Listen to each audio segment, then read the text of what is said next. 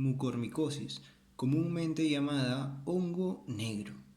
¿Qué es la mucormicosis? La mucormicosis es una infección fúngica, es decir, que es causada por la exposición a hongos del orden Mucorales. Entre los géneros más frecuentes encontramos a Rhizopus, Mucor, Rhizomucor, Lichtenmeia, antes Accidia, Saxenaea y Kuning gamela. Los mucorales son hongos ubicuos.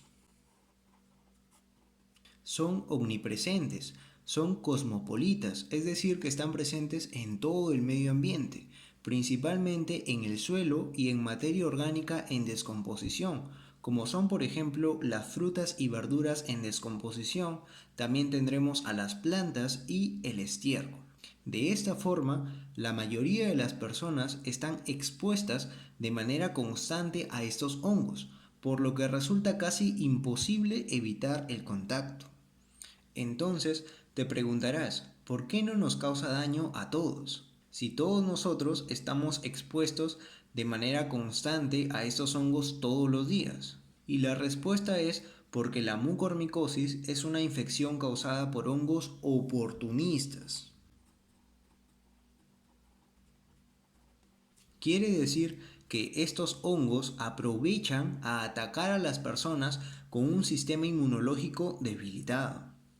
Es por ello que existen factores de riesgo que posibilitan mucho más a una persona a padecer mucormicosis.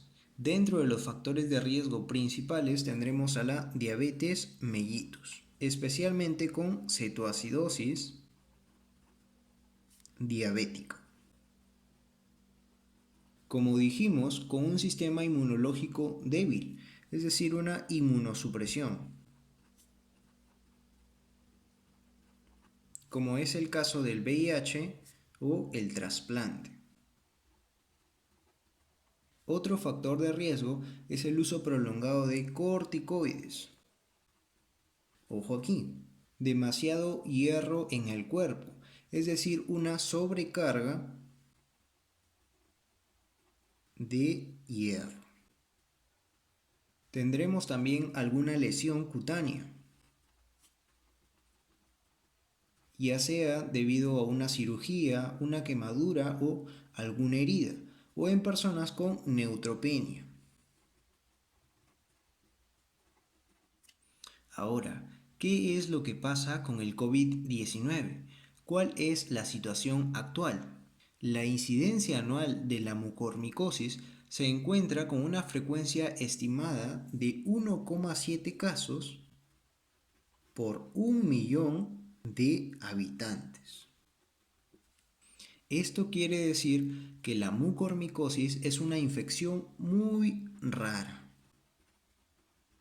Ahora, ¿qué es lo que pasa con el COVID-19?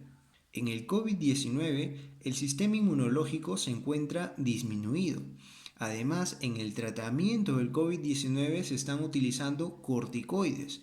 También existen algunos pacientes con diabetes mellitus que están mal controlados o que presentan una cetoacidosis diabética.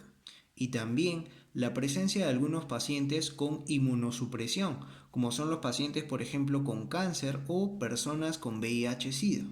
Y todo lo que hemos mencionado está favoreciendo a que existan más casos de mucormicosis. Y si recordamos los factores de riesgo que acabamos de mencionar, todo se correlaciona.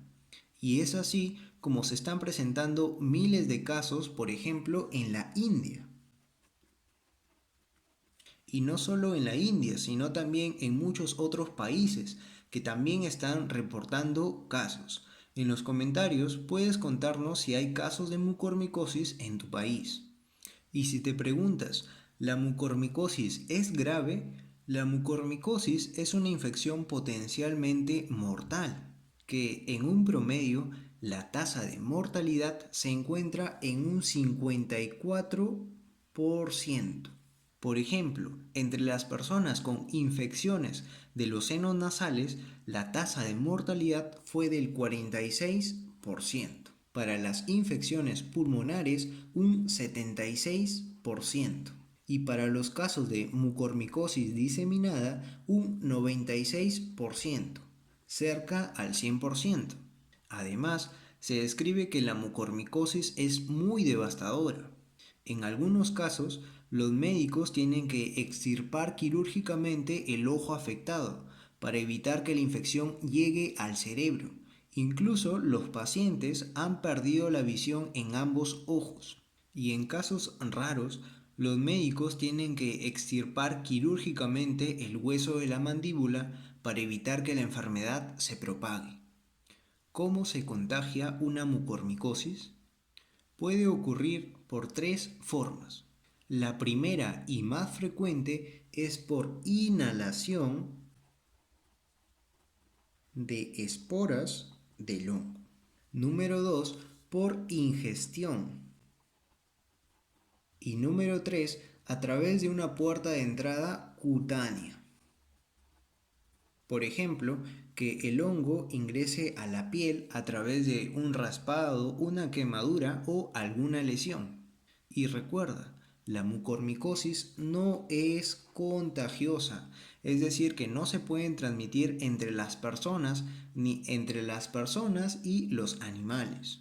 No es contagiosa. Clínica de la mucormicosis. Los síntomas de la mucormicosis dependen en qué parte del cuerpo esté creciendo el hongo.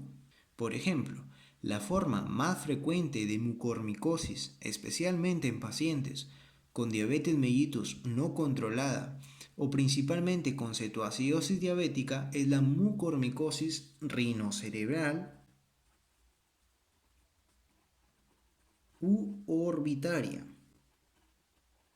que afectará a los senos nasales, al cerebro y a la órbita del ojo. En este tipo de mucormicosis, los pacientes pueden tener fiebre, cefalea, es decir, dolor de cabeza, congestión nasal, una tumefacción, es decir, una hinchazón que puede ser tanto nasal y orbitaria, diplopía o ceguera, lesiones necróticas, es decir, lesiones negras que pueden aparecer tanto en el paladar o en el puente nasal, y un mal estado general. Otro tipo de mucormicosis en pacientes con cáncer o una neoplasia hematológica y en personas que han tenido un trasplante está la mucormicosis pulmonar, con síntomas como fiebre, tos y disnea. Disnea o es decir una dificultad para respirar. En pacientes con uremia y desnutrición grave, siendo generalmente más común entre los niños pequeños, tenemos a la mucormicosis gastrointestinal, con síntomas como dolor abdominal, náuseas, vómitos y hemorragia gastrointestinal. La forma clínica número 4 es la mucormicosis cutánea. Esta es la forma más común entre las personas que no tienen su sistema inmunológico debilitado. Y entonces, ¿cómo ocurre? Ocurre cuando el hongo ingresa a través de una ruptura en la piel. Como dijimos anteriormente, ya sea por una cirugía, una quemadura o algún traumatismo cutáneo. Y se puede observar el ennegrecimiento del área afectada, es decir, la necrosis. En el número 5 tendremos a la mucormicosis diseminada, que como dijimos tiene una tasa de mortalidad cerca al 100%. Ocurre cuando la infección se propaga por todo el torrente sanguíneo, afectando principalmente al cerebro y a otros órganos, como son por ejemplo el vaso, el corazón y la piel. ¿Cómo se diagnostica la mucormicosis? El diagnóstico definitivo lo dará la biopsia. donde encontraremos hifas gruesas, no sectadas, no tabicadas, y que al ramificarse forman ángulos rectos. Ojo, recuerda, ha sido pregunta de examen. También se puede utilizar el examen directo, microscópico, con KOH, siendo un método así más rápido. Y para la confirmación de la especie sería por cultivo. El tratamiento. El tratamiento se basa en 3 puntos principalmente. Número 1, en el tratamiento antifúngico, utilizando elección a la anfotericina B. Número 2, tendremos a la reversión del factor de riesgo. Por ejemplo, en un paciente, corregir la cetoacidosis diabética, tener un control estricto de su glucemia, o si es posible, la corrección de la inmunosupresión. Y recuerda que el aspecto fundamental será controlar las enfermedades predisponentes del paciente. Y como punto número 3 tendremos al tratamiento quirúrgico, donde se realiza el desbridamiento o extirpación quirúrgica de todo el tejido afectado, de todo el tejido necrótico. Y así es como culminamos con el tema de la mucormicosis.